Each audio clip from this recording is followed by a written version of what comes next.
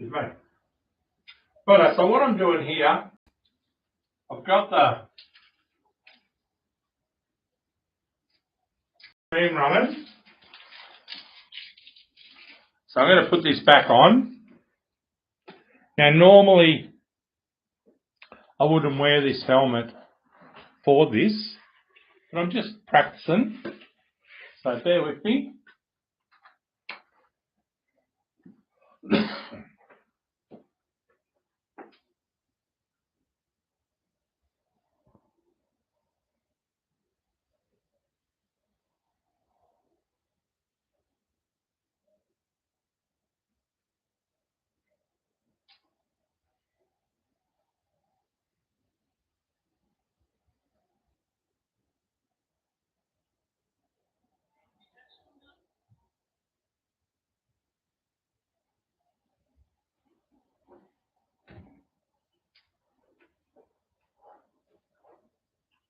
Right, I'm back again, and I'm just going to be practicing with my camera.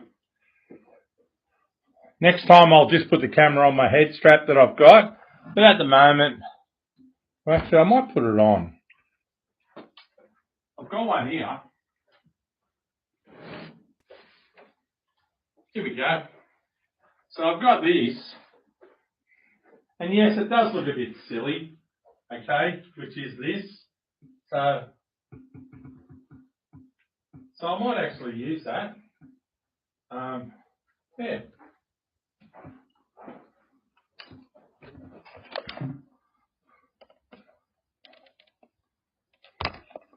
Right, let's see if I can't put this camera in here. And it gets about the same angle. I made this so it was pretty similar. Here we go. Yeah, that's it. Is that right?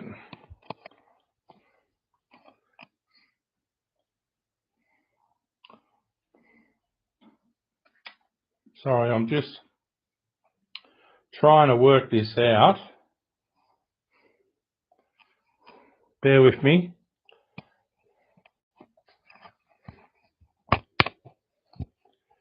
Listen this. I'll see if I can go. No, I can't go up all the way there. Okay. Let's play around with this a bit more. Bear with me. So, I know this is not looking great.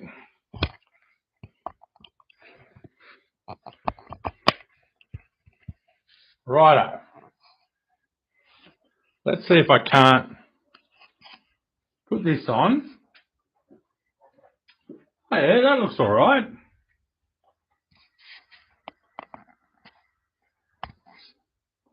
So, POV.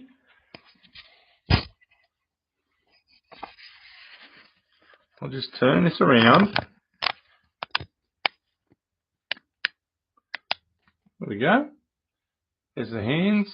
Okay. I'm going to see how this goes. Now this looks a little bit silly because I've got this on my head. Okay. But we'll see how it goes. It's not bad.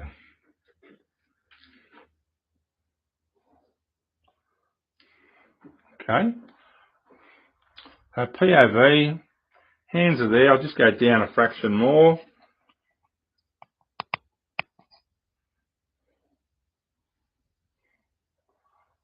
Okay, I'll see how this goes. Because I don't need my sand and mask. And if I was polishing, I would just use this. So I'm just experimenting. Okay? I know it's probably a bit, people are thinking, why are you doing this? And our Shaping event that's coming up, Shaping Under the Milky Way, is sort of about showing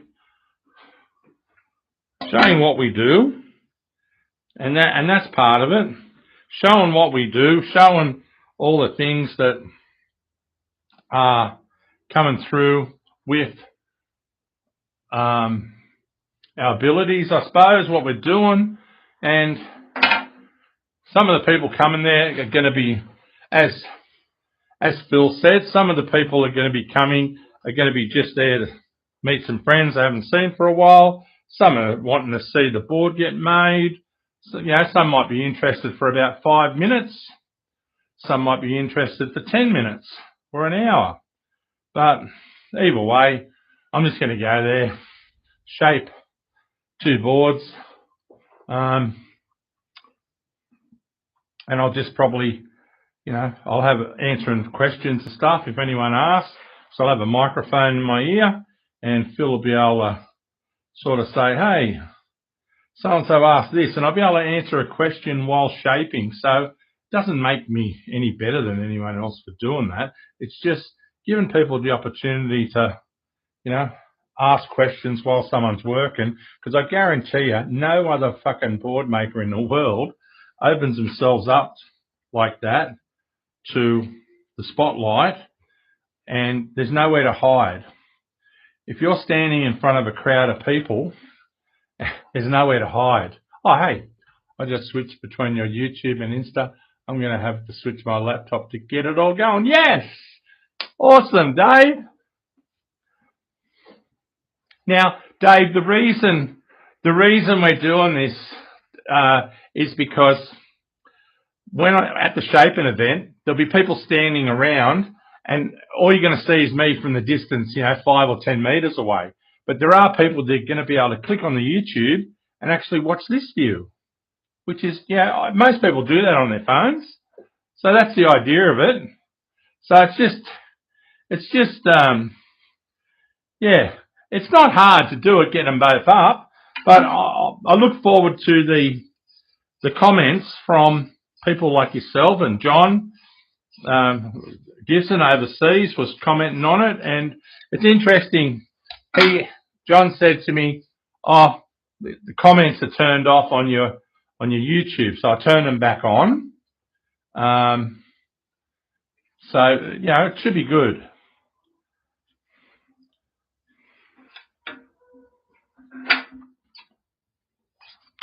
And it's not uncomfortable, because I used to be when I was 15 to 19, I was a Boilermaker, and I was used to wearing a helmet like my mask there. So some people might think, isn't that uncomfortable? And I goes, nah, it's actually not. It's quite comfortable. And so even wearing this headband with the camera on the side, you don't even know you're wearing it.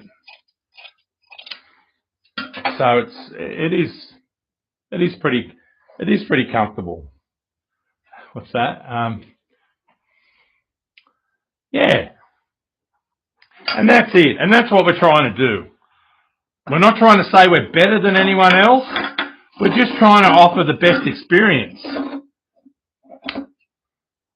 We're just trying to offer that experience that no other manufacturer is doing. Now, 2 lots of 8 equals 16. I want 19, so I need 3 more over here. 1, 2. I'm making the fin for Angus's board first. 1, 2, 3, so I can finish it tomorrow. So when I shape his tomorrow and start glassing, when I go to put the fin in, it'll be in real quick. Now here's 3 layers. And what's left over is 2. Now I'm going to use these 2 layers of glass for when I cap Angus's board. So nothing gets wasted. Now let's do this again. Now I'll show you. You're going to see it on the cam view on YouTube. See that little red thing down there, container, the lid. I just pull this down so it sits on top. There we go. It's sitting level with that. I just rolled a bit of cloth down to that point, and I know if I cut it at that point there, it's the right length. So it's pretty simple. Now move that over here. I need 2 lots of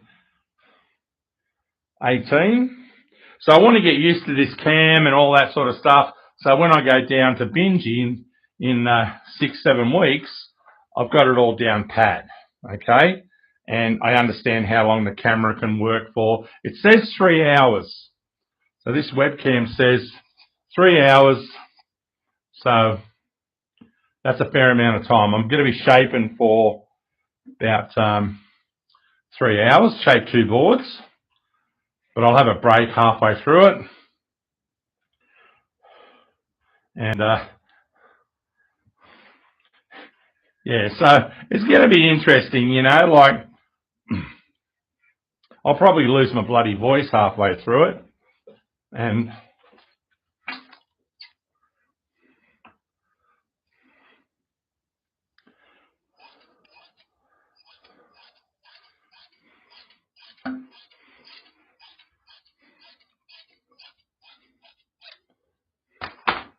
yeah, so I'm quite happy with it.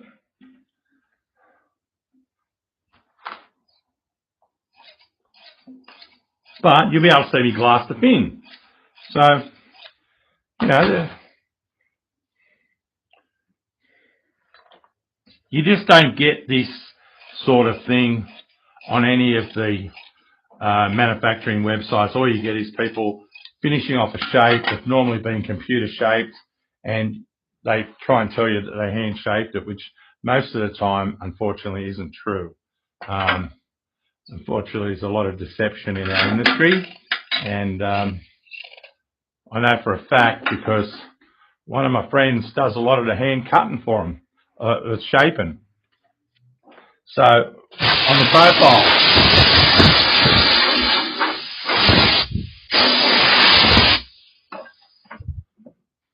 whereas I've never done, you know, just check my camera to make sure the angle's still looking good. Yep, there's my hands. Okay, that's not a bad view. Okay, I might just turn it up a little bit. No, the other way. There we go. Yeah, that's a bit. So it's just a matter of working out the angle, what's good. Okay, so cool. Yeah, so it's nothing hard about doing this. It's actually, for all the people that know Star Trek, we are Borg. Sorry, we're Star Trek fans. And I only did it late in life. I never watched it when I was younger. And recently we got into, what is it, Next Gen. And because that always used to be on at night time 20, 30 years ago. I used to come home and it'd be on. I never watched it. But anyway, I watched Next Gen, and that's 279 episodes. We bought the box set. Then there's about 4 different movies before Picard got made, which is the last installment with Jean-Luc Picard, which is unbelievable. We got it 3 seasons of Picard, and it is unreal. And now apparently the next one is Legacy with 7 and 9. It's going to be with her starring in it as the captain. But we watch all of them in a row, so because we don't watch normal telly, we just put DVDs on and play it non-stop.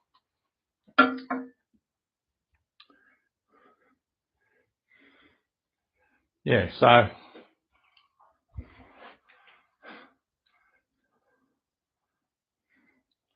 got every Billy Connolly video.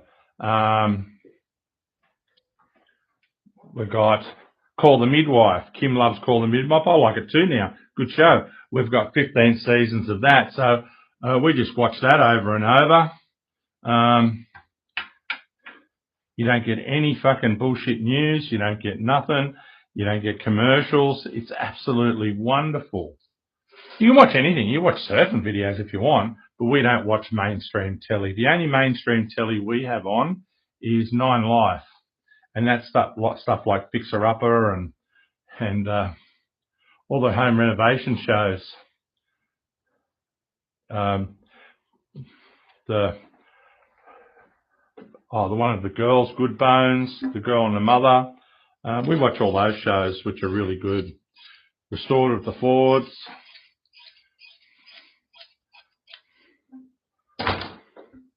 But yeah, that's it.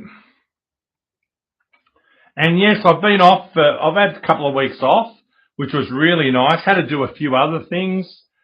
We had a lot to do with our parents. Now, I've got a few people that are in the background that are thinking about ordering a board. Now, just so you know, I ordered blanks Monday, 2 days. I'm going to order some blanks.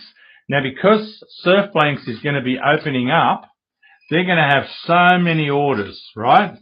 Now, if you're thinking about getting a board, okay, and you're not far away, order it, because the moment your deposit goes in, I order the blank. Now, if I order a blank on Monday, there's a good chance, if I'm lucky, I will get it next week. But if I have to wait another week, that's because they've got so many orders. That's just how long it is. Now, the problem with that is, I always tell people when it's a good time to order a board. Sometimes they listen.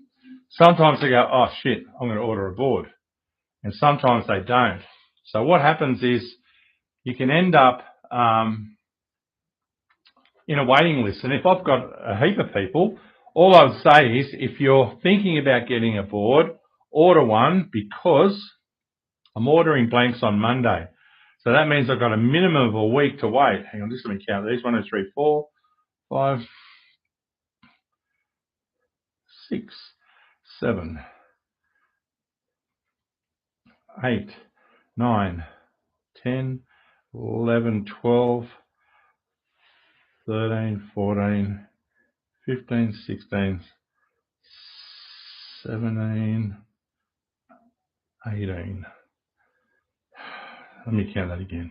1, 2, 3, 4, 5, 6, 7, 8, 9, 10, 11, 12, 13, 14, 15, 16, 17, 18, 19. So I've got 19 pieces there. That's fine. That's what I want. And give a good example is the person that owns this board, Angus from Canada. He called me up about a week and a bit ago, and I just said to him, mate, now's a good time to put your order in, because, I actually told him 2 weeks ago, because what happens after Christmas takes a little while, but then the orders start.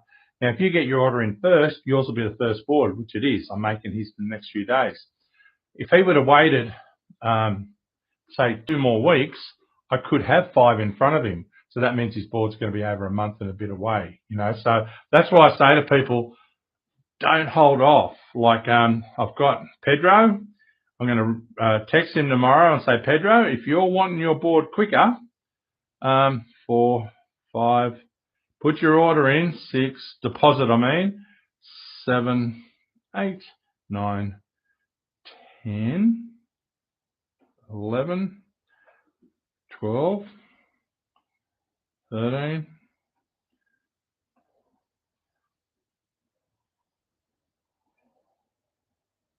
19. Here we go. So I've got 2 lots of 19. Now, the reason I say that, if I put the order in first thing Monday morning, there's a good chance I'm going to get my blanks quick. Now, if I put my order in Friday or Thursday or even Wednesday, I'm not getting them that week. So I've lost a week already. So that's why I say to people, don't delay.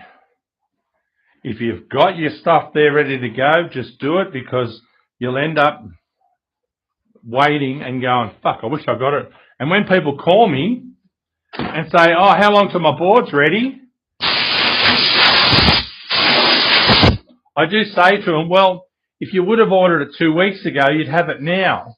But when you waited, unfortunately, that's what happens. If someone's before you, then someone's before you. You can talk about ordering your board. That's no problems in the world. But unfortunately, talking about it doesn't get you blank ordered. Okay, so that's the sort of where we're at with that.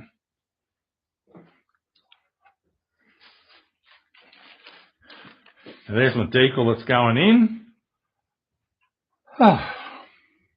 Gloves. Yeah, because I don't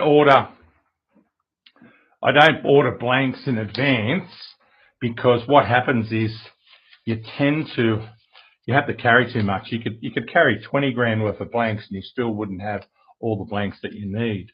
So what I do is I normally carry a few, but at the start of the year, just unfortunately that's how it goes.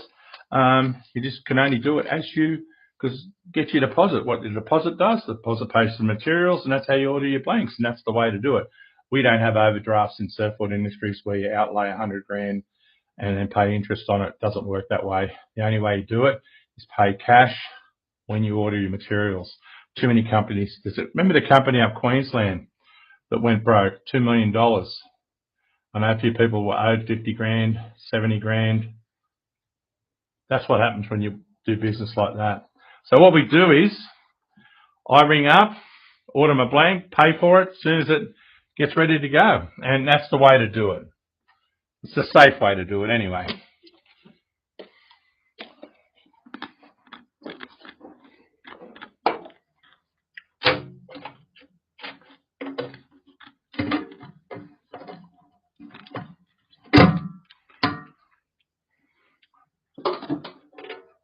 So unfortunately, if you're sort of waiting a bit, sometimes it works against you.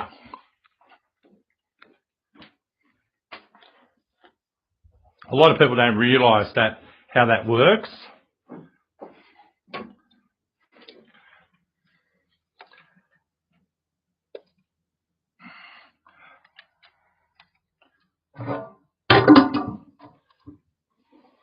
The other thing too, when you're getting blanks, some of my blanks are the dearest blanks you can get. So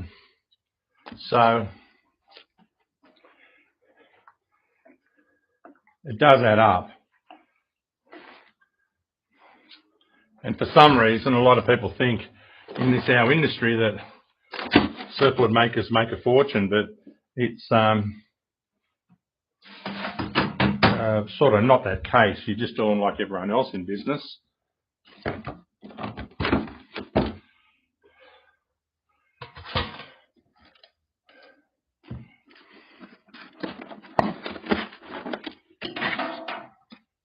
we go.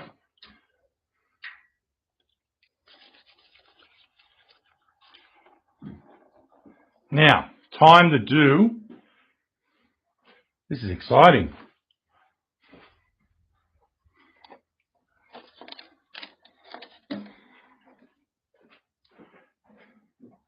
Now I've got the air conditioner on in here. The temperature is about 21 degrees. Keep my room temperature controlled.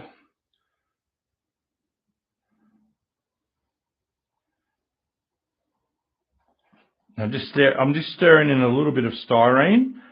Resin's 30% styrene, or 33%, and this just thins the resin out a fraction. You add about 10 million, 5%, and it just makes the resin a lot thinner. You put too much resin in it, too much styrene in, it loses all the strength. Your resin just ends up really weak and goes brown. So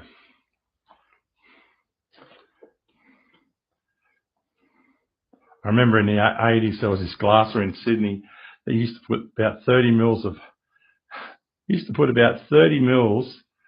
styrene in when he was glassing, and yeah, you poured it on and everything just went clear, but it was the worst glass jobs in the world. But anyway, there's some stupid shit out there.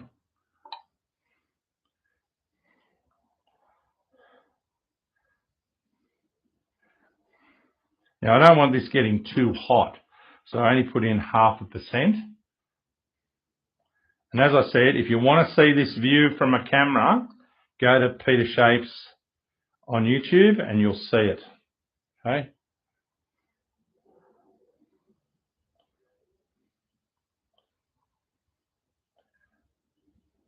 Now you've got to stir this in very well. A lot of people don't stir the resin enough. Now, there we go. this is how it goes. Wow. So pour a bit of resin on, spread it out. Look at that. So I'll put this down here so I can put my, there we go. Now, pretty simple. Put your cloth down. Doesn't take much. Roll.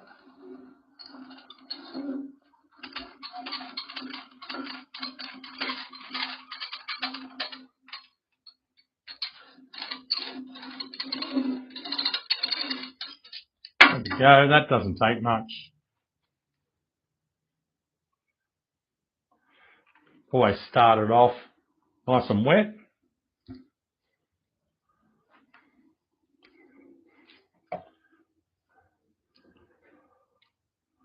Layers down.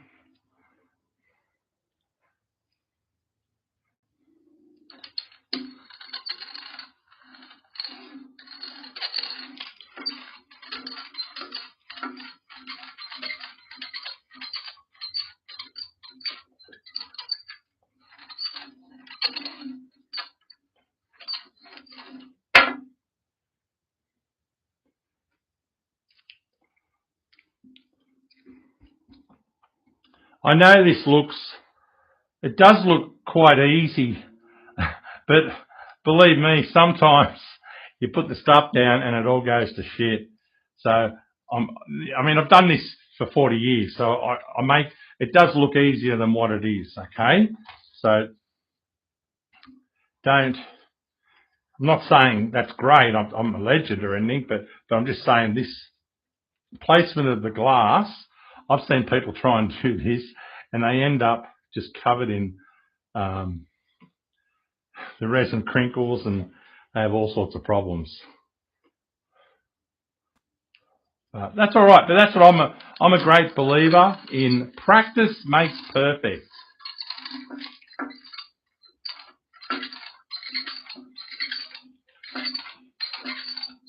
Definitely a believer in that. Now the reason I'm rolling this is so it ends up perfectly flat. So when you foil your fin, everything just is perfect. If you don't do this part flat, your foils will end up dodgy as.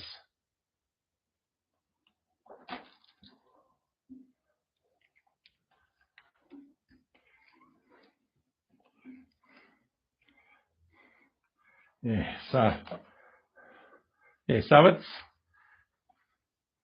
not super hard, but there is a bit to it.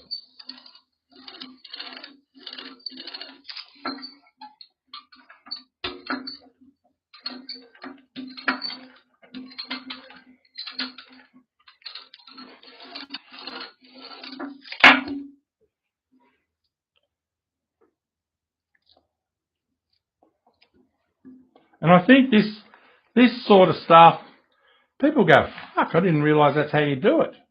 You know, it's sort of, I'd find it interesting, you know, like I like watching gyprockers and renderers and brickies and anyone that does any sort of trade where you have to have a bit of feel for it, and you have to have feel of how I'm picking up the glass, how you're putting it down. You watch a gyprocker lay down tape. It's absolutely the most beautiful thing to watch. And a good gyprocker makes it look easy. You think you can pick up a roller and just do what he's doing. That's how easy they make it look. And that's obviously when someone knows what they're doing, they make it look easy. That's why if you're looking to copy a technique, never copy someone that looks like it's hard work. That means they are hopeless. Okay? Don't copy someone that's making it look difficult. I've been told many a time I make this look really easy, and that's good. I'm happy for that, and I hope people copy the technique and end up doing it themselves well. I really do.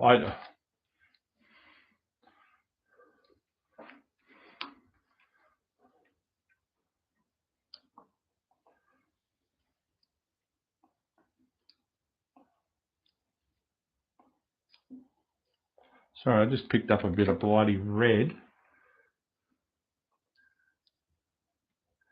Don't know how I did that. So I'm going to have to go back here and pick up this bit of, there it is. Sorry, I must have touched something on the bench.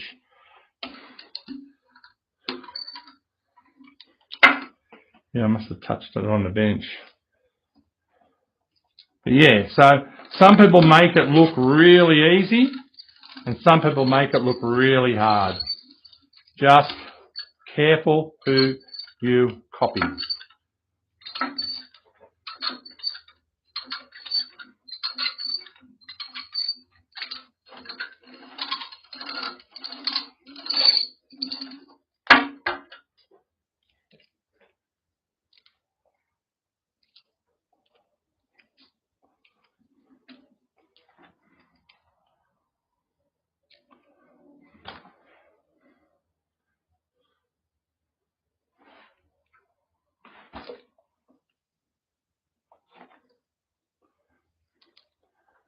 This part's quite interesting, what I'm about to do. Okay, I've got my 19 layers down now. Okay, so what I'm going to do next is put my stencil or tissue or decal on it that's psychedelic.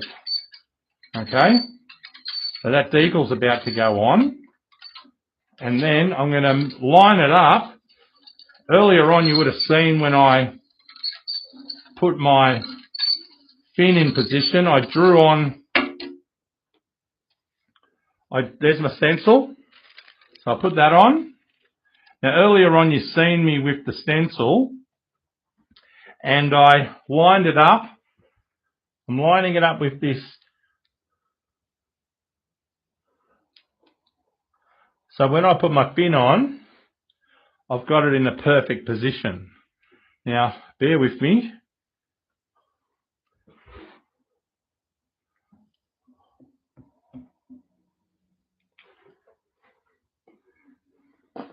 Now, I'm making sure this is lined up. There we go. That's perfect. That's perfect. Righto, just let me put this little bit on here. This is going to be for the, what we call the,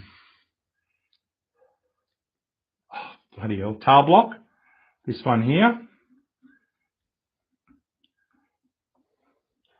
So that's a bit of V there for the tail block. Now, this is where I put one layer from the next piece. There we go. Before I start my next layer, I'll just put this on.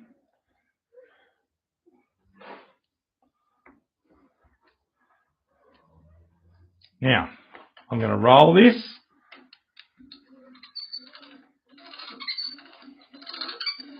Make sure it's perfectly flat.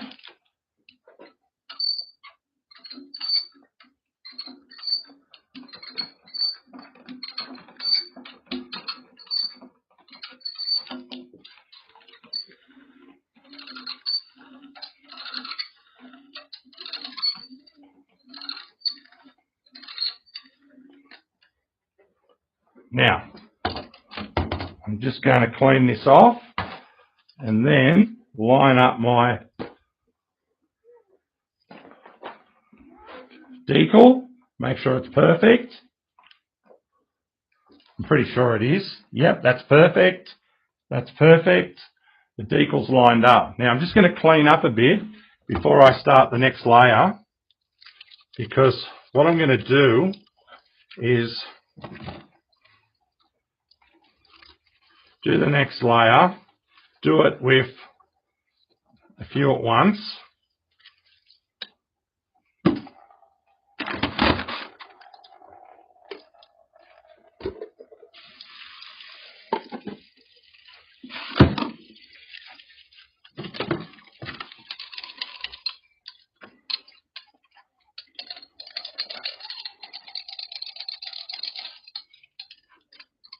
There we go.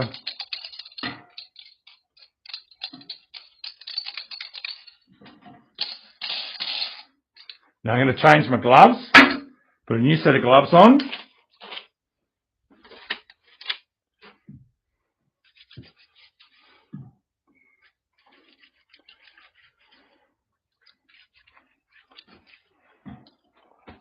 Easy. Thanks, mate.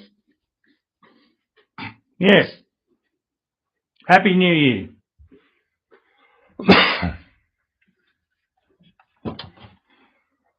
Now, new pair of gloves. And I've got the decal sitting exactly where I want. I've got the tail block sitting how I want it, because I'm putting a tail block on Angus's board. He's getting that one for free. Because he's going a beautiful purple colour. And it's going to look amazing. So I'll stir in a bit of hardener.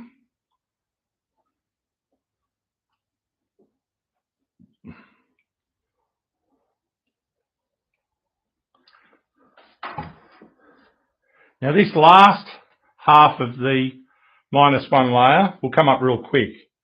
Okay?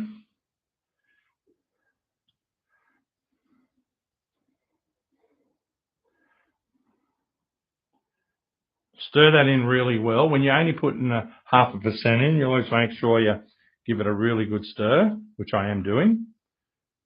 And now I'm going to put the rest of the layers in.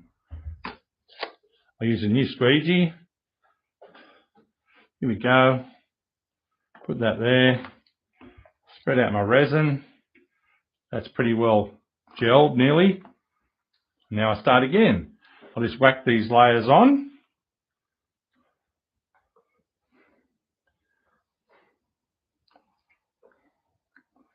There we go. Roll that out.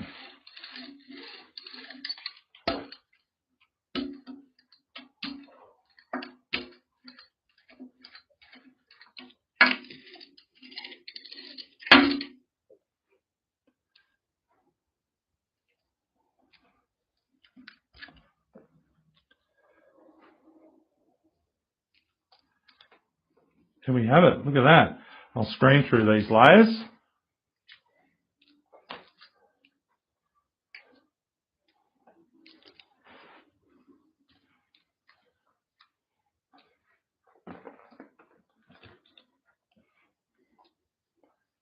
Oops.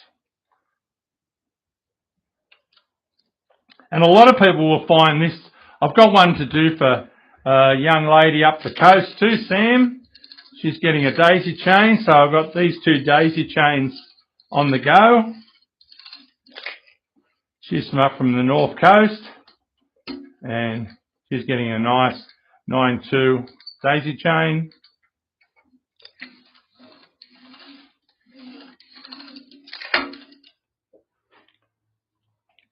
But I'll be ordering her blank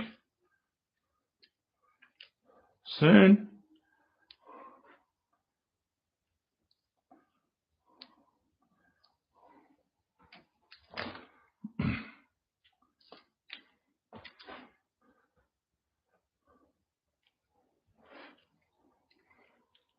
Here we go. Look at that. It's getting there.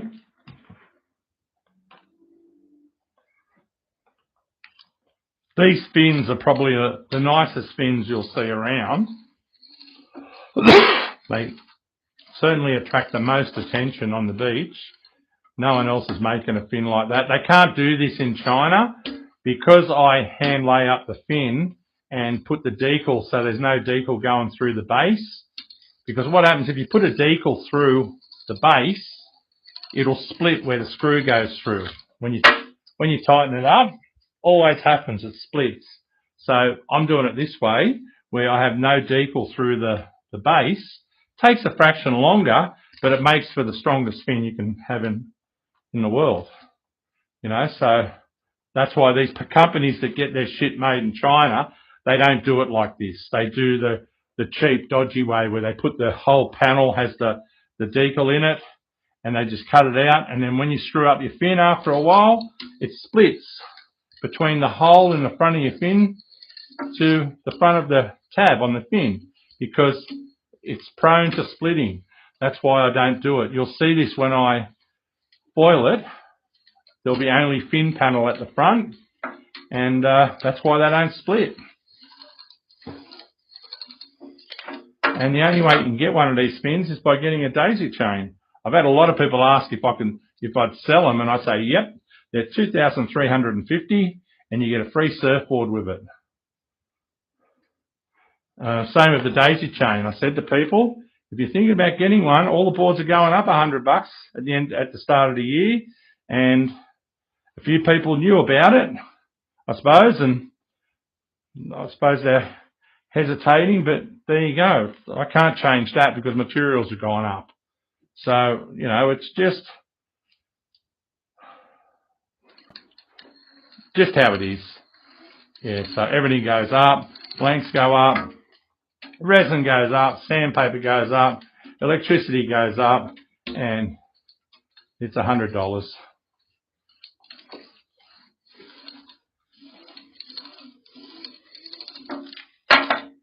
Acetone goes up. Acetone now is $132 a pail. When I started back in the 80s, it was $40 a pail for a 20 litre. Yeah, so resin was $70 and now it's $200. So it gives you a bit of an understanding of the prices, how they've gone up. But these days, you have to put your price up accordingly with your product.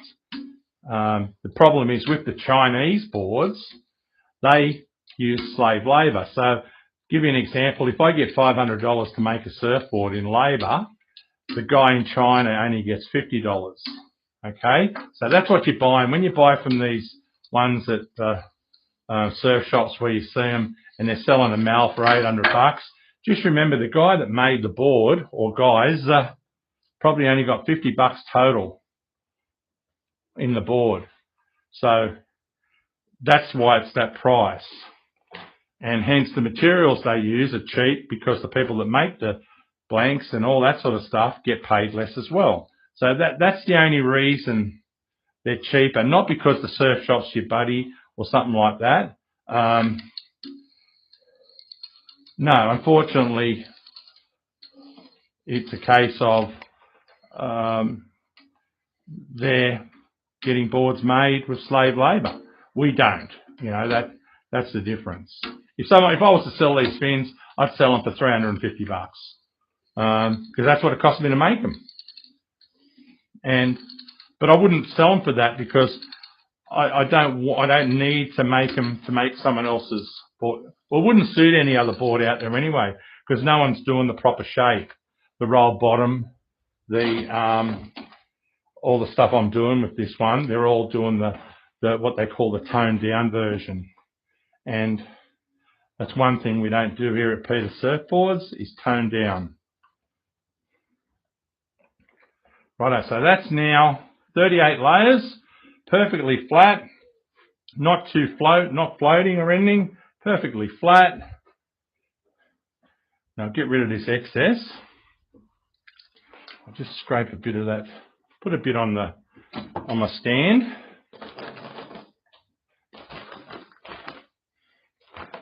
This is the start. What happens is I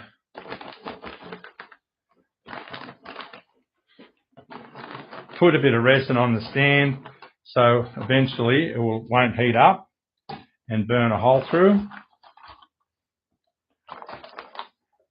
There we go. That's a start. A little bit there. Take off the gloves.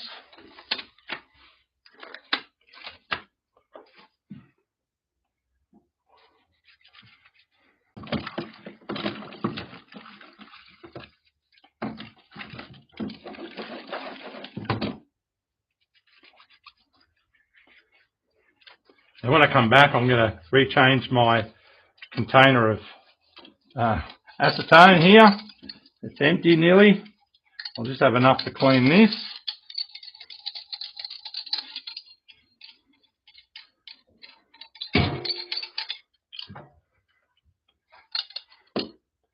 A lot of people say, oh, Peter, you touched a chemical. And I go, yeah, what do you think of that? And they go, oh, it's no good for you. And a lot of them smoke. But I'll give you an idea. You see people walking around with their telephone on their head. I never use it on my head. I always hold it away from me because it's radiation. And you see these people and they walk around with their phone cooking their brain. And it's proven that you get tumours on your head from talking on your phone too much, and they still do it. So it's all got to do with saturation. Yes, it's chemicals, but yes, it's saturation at the parts per million at a level that's not that life-threatening. It's like the person that does the x-rays, like the person getting an x-ray. It's all got to do with parts per million. And the guy standing on the side of the road with his stop and go signs breathes in more harmful chemicals than I do. So that's where you got to, understand. Now, I'm just going to turn off this camera first. Now, it's the, 7th of March, down Bingy. Now, let me end this. Okay, I'm going from here, and I'm just saying how